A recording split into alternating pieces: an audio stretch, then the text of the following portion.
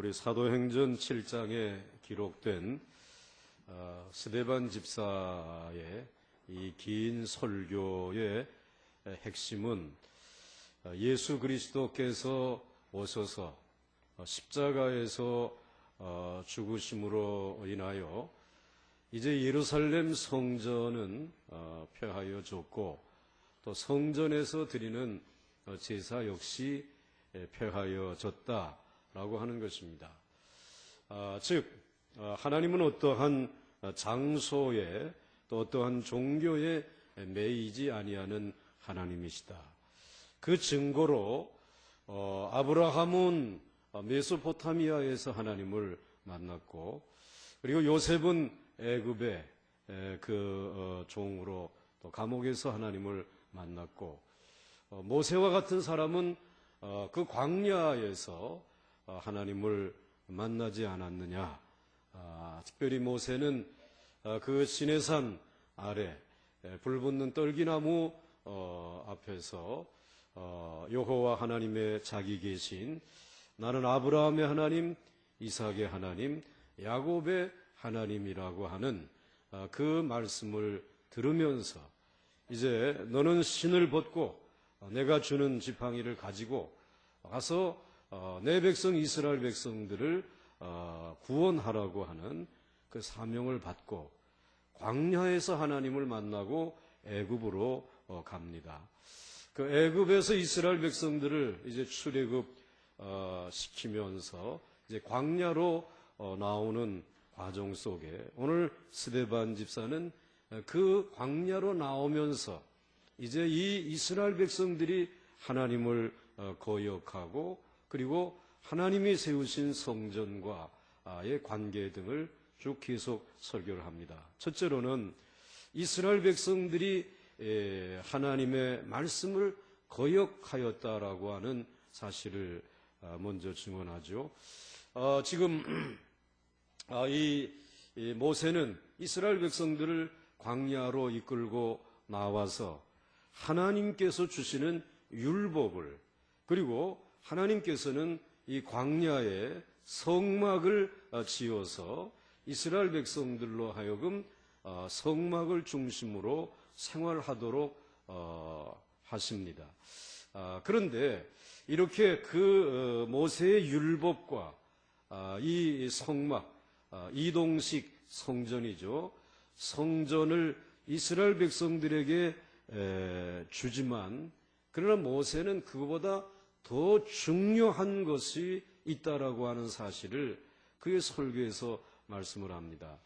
그 중요한 것은 사도행전 7장 37절로부터 38절에 나오는 말씀입니다. 이스라엘 자손에 대하여 하나님이 너희 형제 가운데서 나와 같은 선지자를 세우리라 하던 자가 곧 이 모세라. 시내산에서 말하던 그 천사와 우리 조상들과 함께 광야 교회에 있었고 또 살아있는 말씀을 받아 우리에게 주던 자가 이 사람이라. 이 말씀의 내용은 요약하면 이제 모세인 자기가 선지자인데 내 뒤에 나보다 더 중요한 선지자가 오신다는 것입니다. 즉 이스라엘 백성들의 후손 가운데서 그 선지자가 오시는데, 이 선지자는 살아계셔서 이스라엘 백성들에게 살아있는 말씀을 들려주셨다는 것입니다. 특별히 이스라엘 백성들이 광야를 지나는 그 광야 교회, 하나님이 허락하신 그 성막, 이것을 통해서 하나님은 살아계신 그 선지자는 하나님의 살아있는 말씀을 전하고 이스라엘 백성들과 함께 하였다라는 것입니다. 바로 이 살아있는 하나님의 말씀을 이스라엘 백성들에게 전해주셨던, 또 전해주실 앞으로 오실 그 선지자는 누구냐라는 것입니다. 근데 그분은 지금 이스라엘 백성들이 중요시 여기는 성전이나 성전의 제사보다 더 중요한 분이라는 것입니다. 중요한 것이라는 것입니다. 그러면 그가 누구일까? 여러분은 이미 이게 누구지 하고 지금 마음속에 혹시 또 틀렸다고 할까봐 대답은 못하고 지금 생각하고 있는데 바로 그분이십니다. 이제 그 답은 이제 마지막에 드리기로 하고, 자, 그러면 하나님의 백성들에게는 하나님의 말씀을 듣는 것이 가장 중요한데, 그 광야 교회에 살아있는 하나님의 말씀을 들려주시는 그 하나님의 말씀이 가장 중요한데, 즉 어디서든지 말씀하시는 그 하나님의 말씀이 중요한데, 그렇다면 왜 성막은 필요한가? 왜 성전은 이스라엘 백성들에게 주셨을까? 라고 하는 질문을 우리가 던져야 합니다. 그런데 여러분, 하나님의 말씀이 우리에게 들려지고 아브라함과 요셉과 모세에게 이스라엘 백성들이 광야를 지나는 동안에 말씀하셨던 하나님은 오늘도 저와 여러분들에게 말씀하시는 줄로 믿습니다.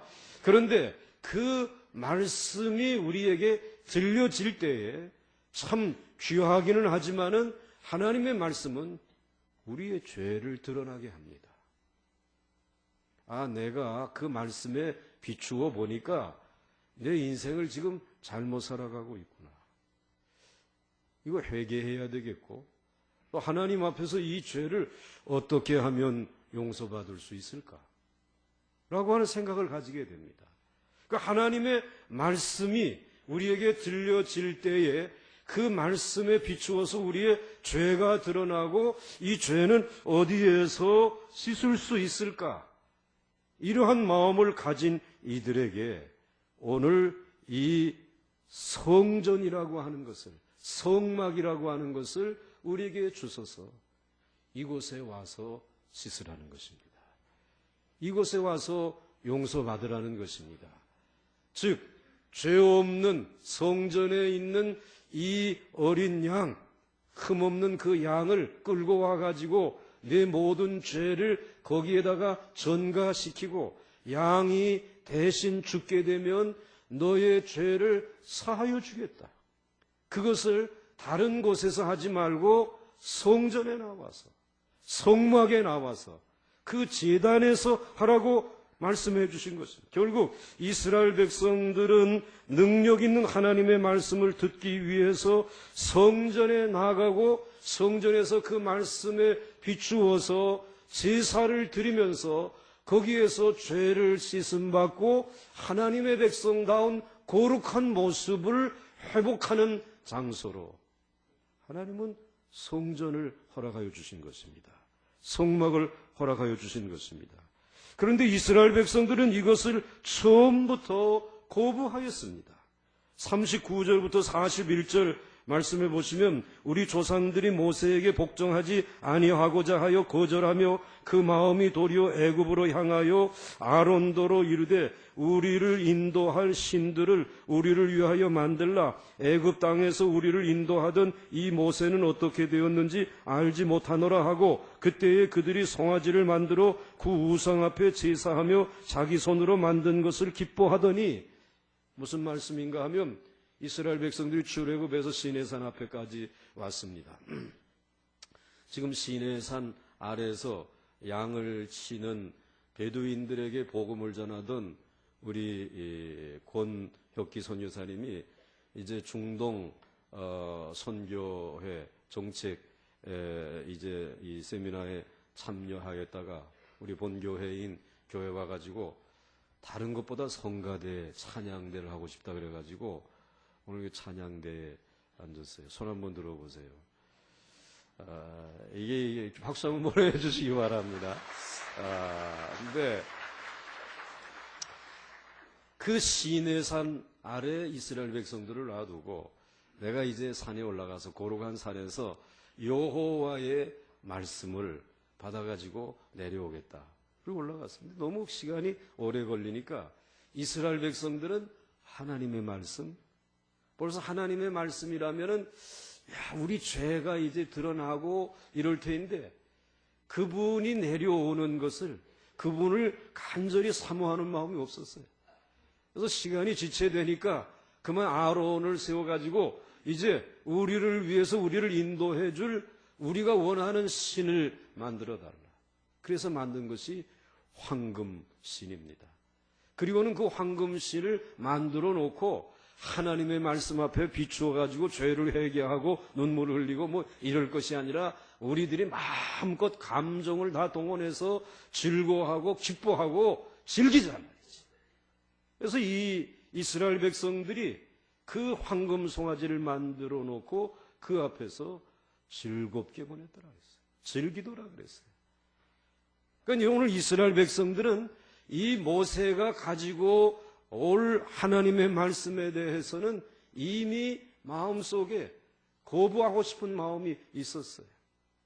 그런데 모세가 하나님의 말씀을 돌비에 받아가지고 나 외에 다른 신을 두지 말라 이 10계명을 2개의 돌판에 받아가지고 하나님의 말씀을 기록해가지고 아예 그냥 들려진 말씀뿐만 아니라 이 기록된 말씀을 가지고 내려와서 보니까 지금 이러고 춤추고 야단났단 말이죠. 그래서 이 모세는 그 두 돌비를 이 금송아지에게 던져서 그것을 깨트려 버리게 됩니다. 오늘 이 이스라엘 백성들의 추구하는 신앙은 말씀이 없이 그저 제사만 드리고 예배만 드리는 것, 자기들을 즐겁고 기쁘게 해 주시는 어떤 이러한 은혜만을 구했어요. 그런데 오늘 모세의 신앙은 정반대였습니다. 말씀을 들어야 한다. 그리고 말씀에 비추어서 잘못된 것은 낱낱이 회개하고 하나님 앞에 새롭게 거듭난 거룩한 백성으로 살아가야 한다.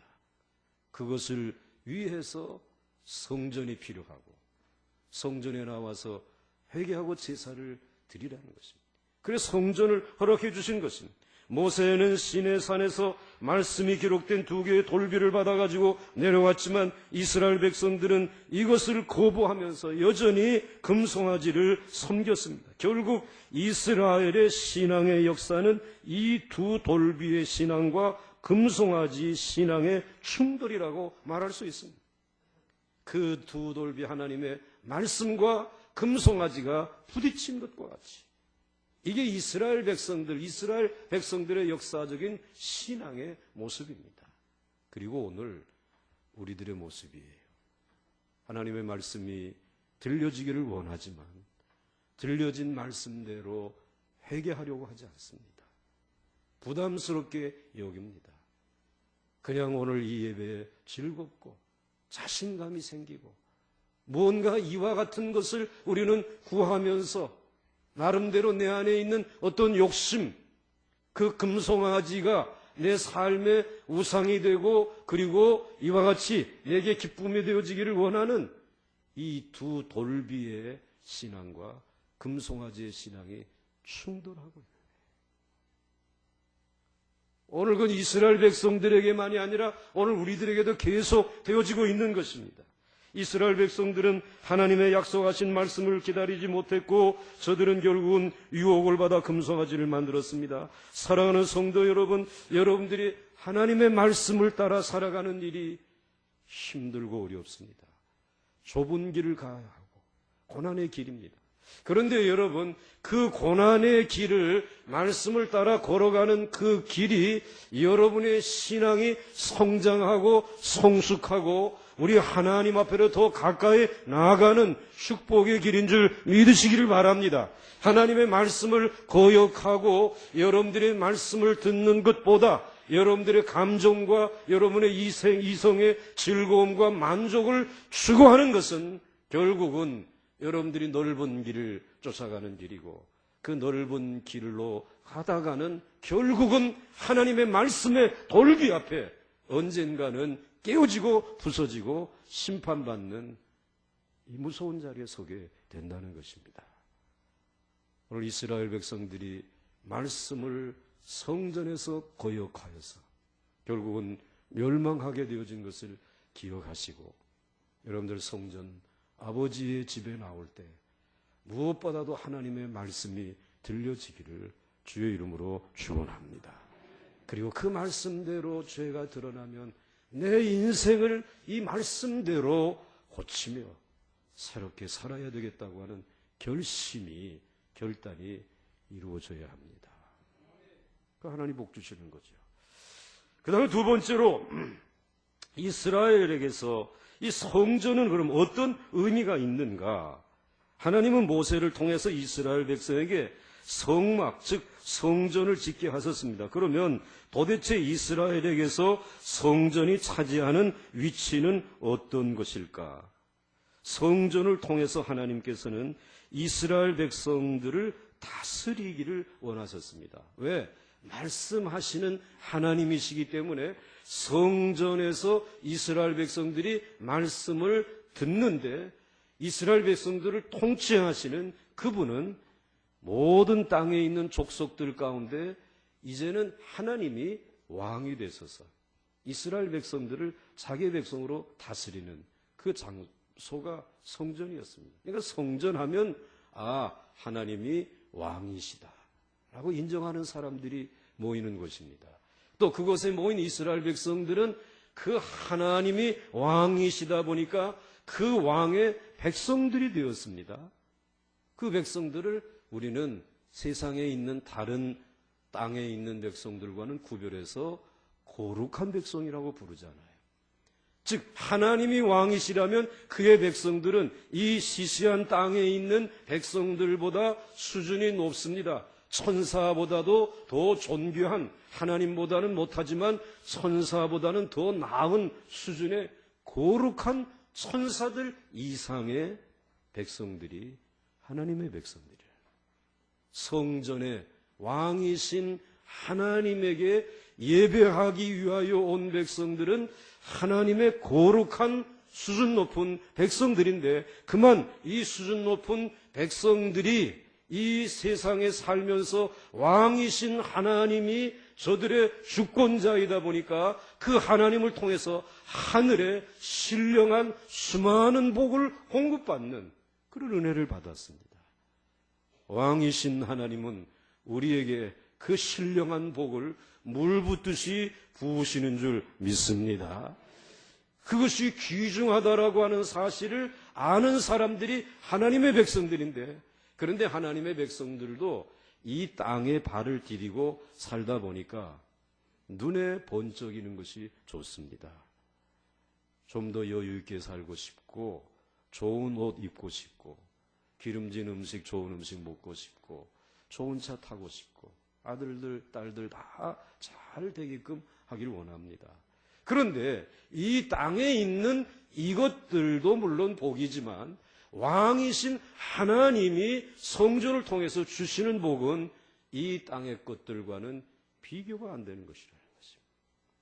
그래서 그 하나님의 말씀, 하나님의 그 신령한 복을 받아가지고 믿음으로 이 세상의 말씀대로 살아가는 하나님의 택한 백성들은 하나님이 그 말씀대로 살아갈 때마다 걸음을 인도하시고, 그리고 위험한 자리에서 지키시고, 때가 되면 하나님께서 필요한 것으로 공급해 주시는 줄 믿으시길 바랍니다.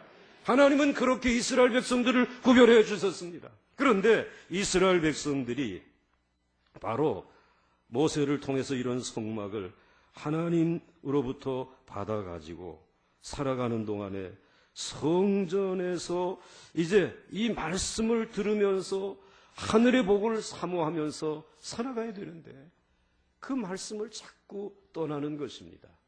하나님의 말씀을 떠나다 보니까, 하나님의 말씀을 거역하다 보니까 이 땅에서도 어려움을 당하고, 그리고 저들도 거룩한 백성의 모습을 잊어버리니까 결국은 세상의 천덕꾸리가 되고 마는 것입니다. 모세는 바로 이러한 성전을, 성막을 하나님의 명령대로 이 땅에, 광야에 건축을 했습니다. 그리고 모세가 설계한 그 식양대로 그 다윗이라고 하는 사람이 하나님의 말씀대로 살려고 하는 사람이기에 그 성전을 건축할 준비를 다 하고, 그리고 솔로몬이 정말 아름답게 그 성전을, 그 유명한 솔로몬 성전을 건축하게 되지요.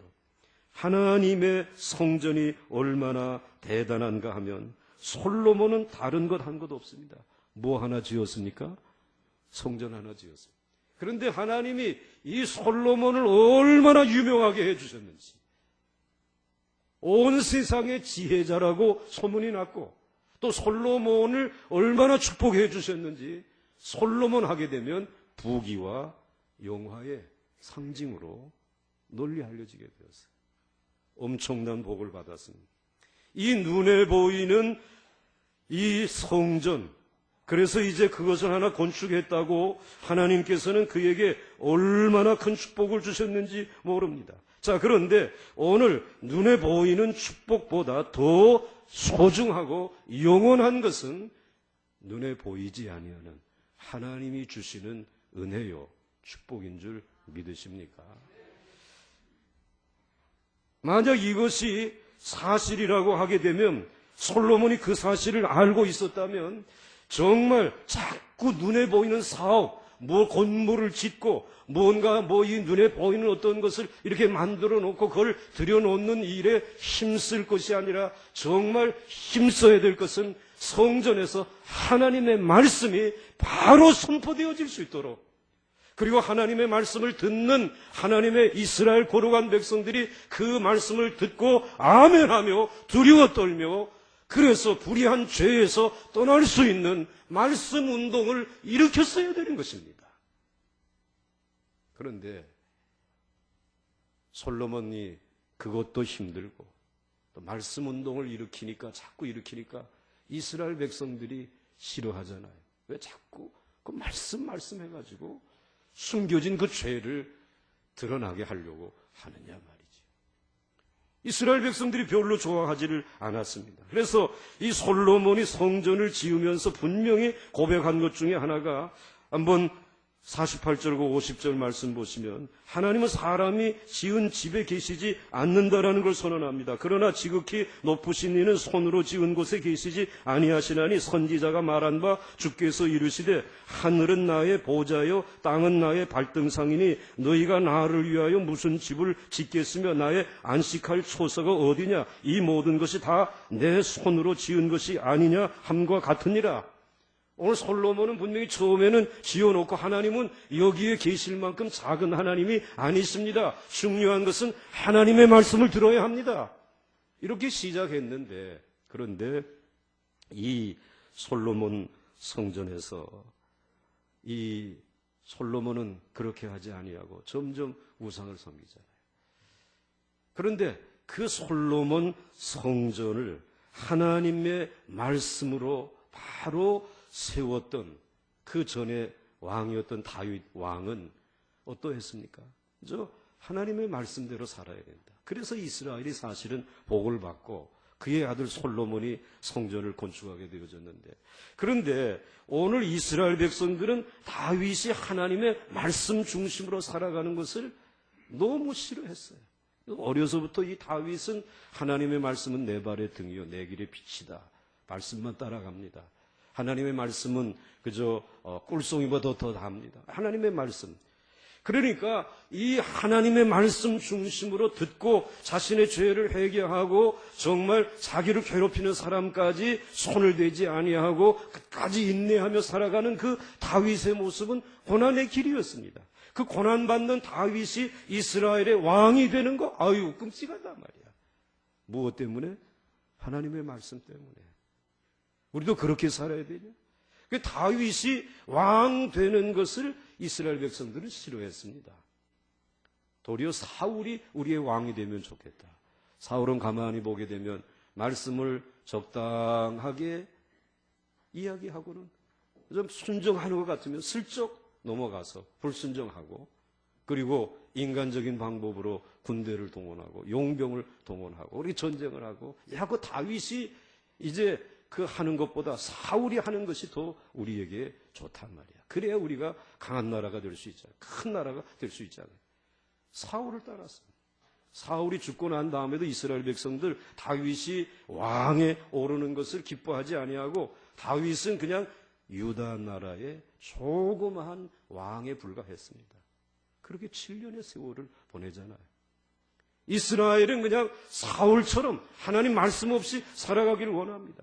그래서 다윗이 마침내 왕이 되어서 하나님의 말씀대로 사는 이스라엘이 하나님에게 복을 받습니다라고 통치 철학을 가지고 인도하는데도 불구하고 어떻게 하면 다윗을 고역할까?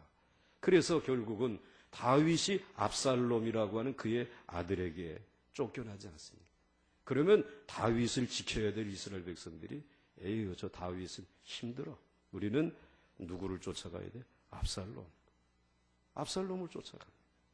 이렇게 이스라엘 백성들은 하나님의 말씀은 참 답답한 말씀이고 하나님의 말씀대로 산다라고 하는 것은 우리들에게 있어서는 죽기보다 싫습니다. 이러한 패역한 마음을 가지고 있었어요. 그래서 결국은 솔로몬의 아들 르호보암 왕 때는 하나님의 말씀대로 사는 거 기뻐하지 않는 이들이 10지파가 모여가지고 그리고는 북쪽으로 가서 이스라엘이다라고 하는 나라를 세웠습니다. 그리고는 남쪽 유다 나라 너희들은 따로 말씀 좋아한다니까 그렇게 살아라. 떨어져 나갔습니다. 솔로몬의 성전은 이미 하나님께서 이스라엘을 축복하셔서 전 세계 이목이 집중되고 외국 사람들이 몰려오는 분위기 속에서는 너무 초라한 것이 됐어요. 자신들은 솔로몬 성전 대단하다고 하지만 세계인들이 볼 때는 조그맣거든. 하나님의 눈에 볼 때도 형편없는 것입니다. 그러나 하나님은 성전의 외형적인 모습에 대해 말씀하시지 않았습니다. 그 후 성전이 화려한 건물로 변하고 제사가 엄숙하게 드려지면서 이스라엘 백성들의 마음속에는 하나님은 성전에만 계시는 고정된 분으로 인식하게 되었습니다. 이러한 인식은 이스라엘 백성의 큰 손실이 되었습니다. 성전에서 정작 들어야 될 이스라엘 백성들을 통치하시는 살아계신 하나님의 말씀은 듣지 못하고 또 들으려고 하지도 않고 성전과 성전 제사에만 몰두하게 되었습니다. 사실 하나님은 광야에도 계시고 애굽에도 계시고 메소포타미아에도 계신 분이신데 성전 건물에 하나님을 가두어 버렸습니다. 하나님의 말씀과 은혜를 제한해 버렸습니다. 더 나아가 하나님의 말씀을 듣지 않는 이스라엘 백성들은 점점 타락해서 성전 안에서도 이방 신들을 섬기다가 결국 하나님의 심판을 받고 성전은 불타버리고 이스라엘 백성들은 바벨론으로 포로로 잡혀가게 되었습니다. 42절과 43절에 하나님이 외면하사 그들을 그 하늘의 군대 섬기는 일에 여기에서 하늘의 군대는 점성가들이 바라보는 하늘의 별들이라고 난외의 주 2에 설명합니다. 버려두셨으니 이는 선지자의 책에 기록된 바 이스라엘의 집이여 너희가 광야에서 40년 된 희생과 제물을 내게 드린 일이 있었느냐. 몰록의 장막과 신 레판의 벼를 받들었으며 이것은 너희가 절하고자 하여 만든 형상이로다. 내가 너희를 바벨론 밖으로 옮기리라 함과 같으니라.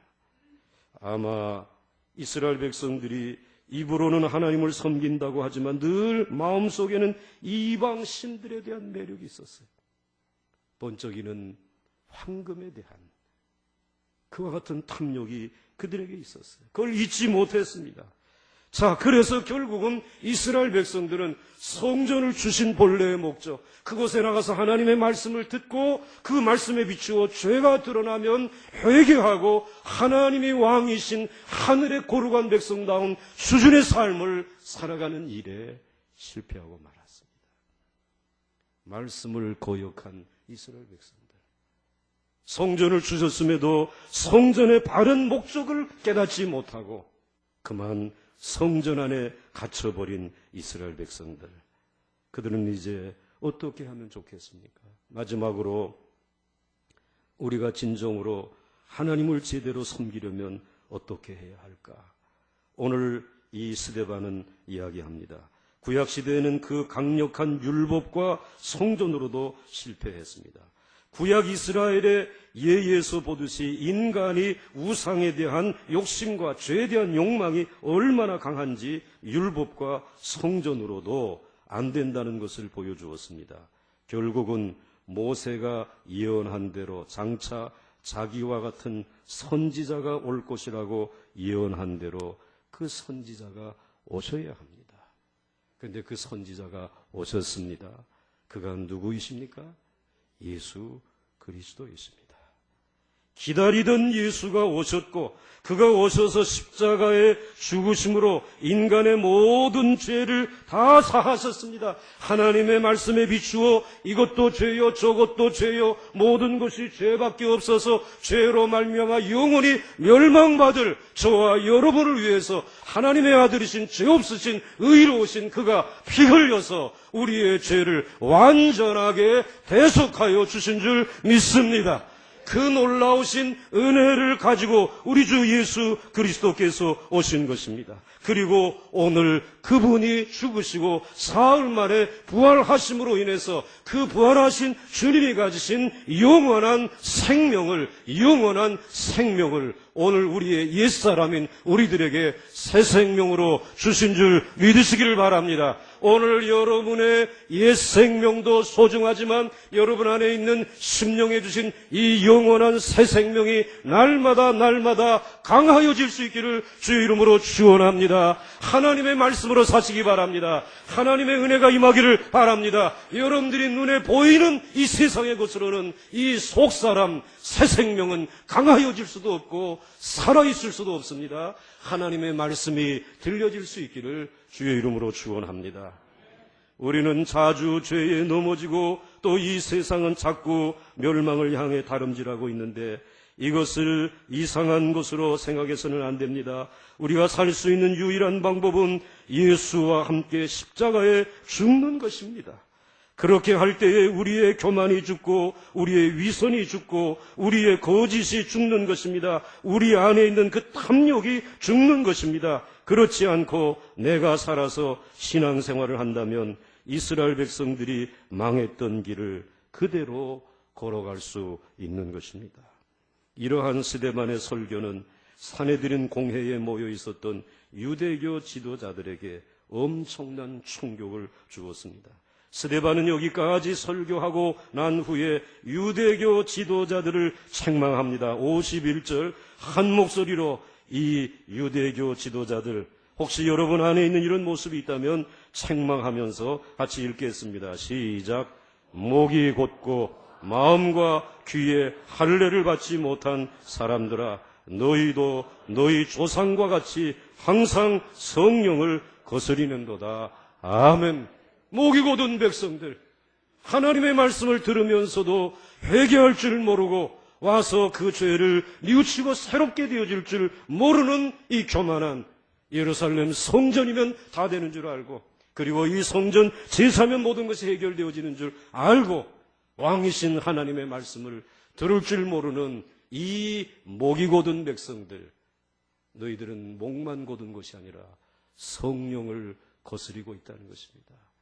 하나님을 거스리고 있다라고 하는 것입니다.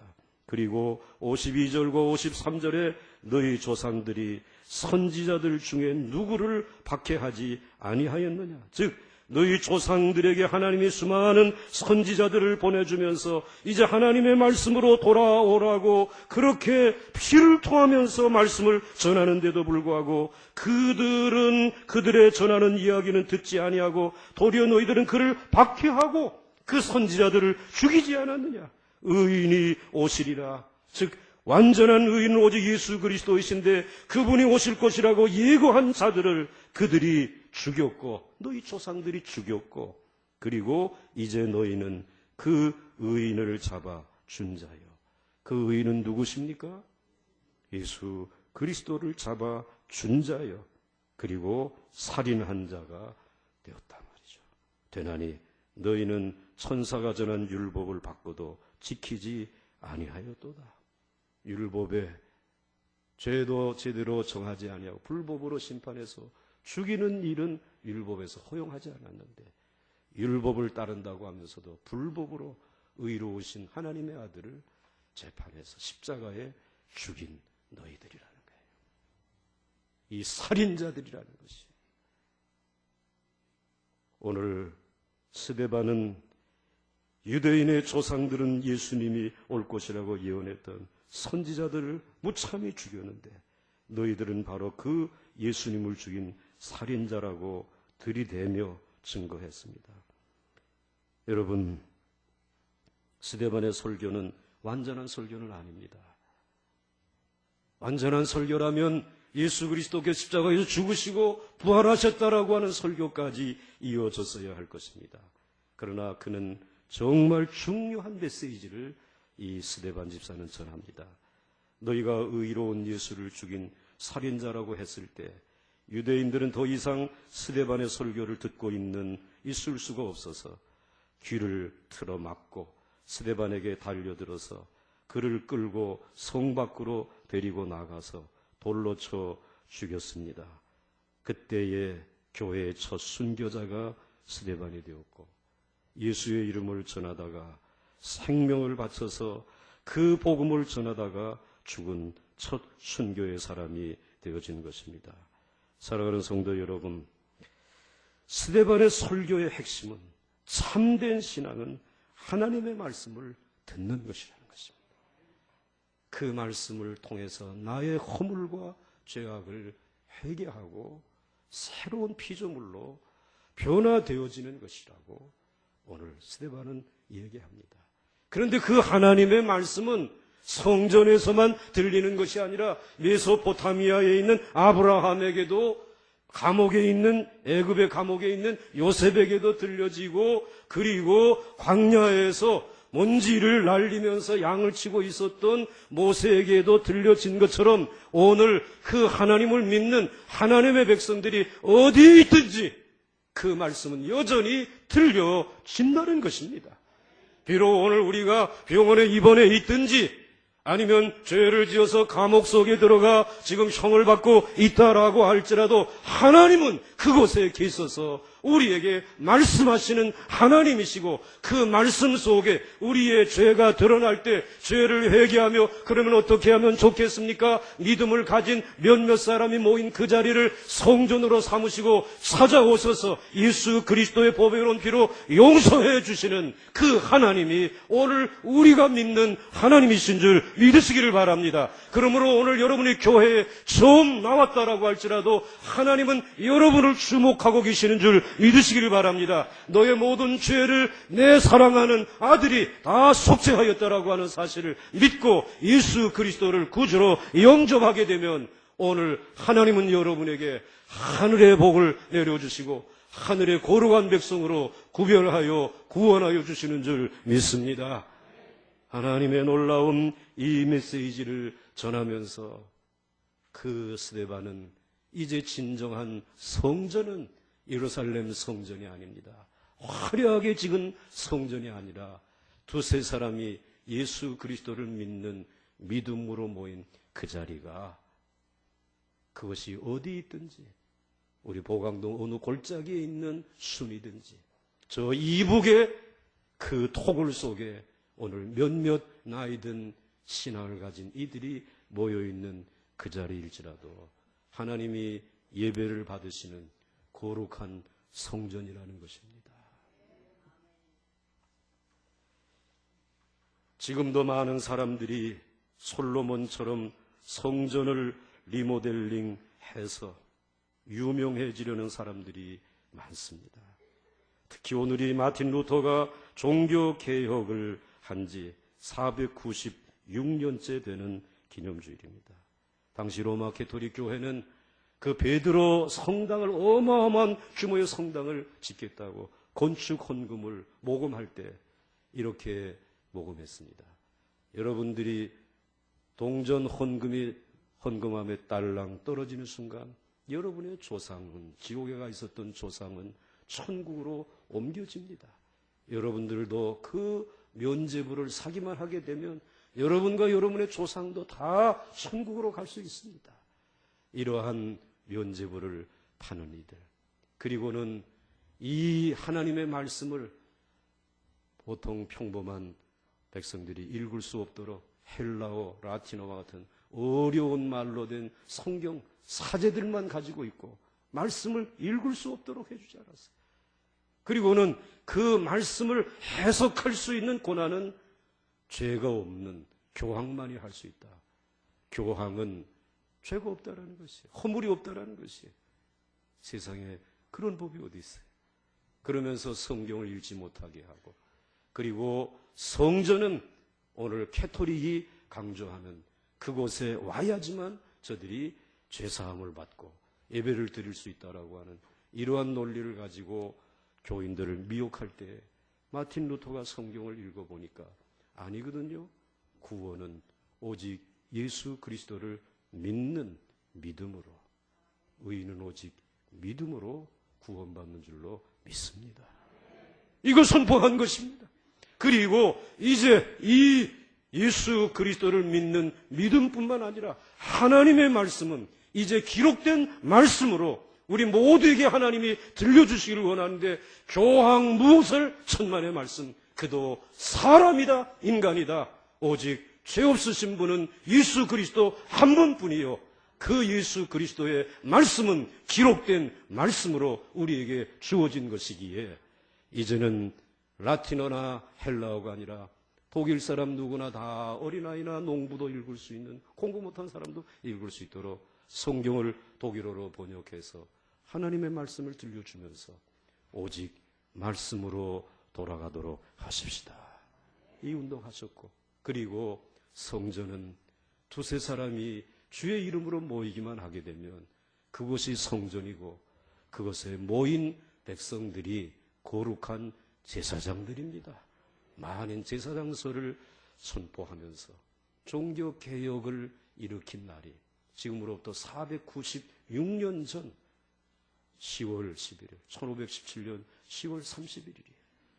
오늘 그 개혁 정신을 가지고 개혁했던 마틴 루터의 종교개혁 이전에 제일 먼저 진정으로 개혁한 개혁자 한 사람이 있는데, 그가 누구십니까? 스데반이라는 것입니다. 스데반이 종교개혁의 이론을 제공한 것이, 그리고 그 믿음대로 그가 순교하면서 그 진리를, 하나님의 말씀을 지킨 것입니다. 오늘 사랑하는 성도 여러분, 오늘날도 많은 교회들이 있습니다.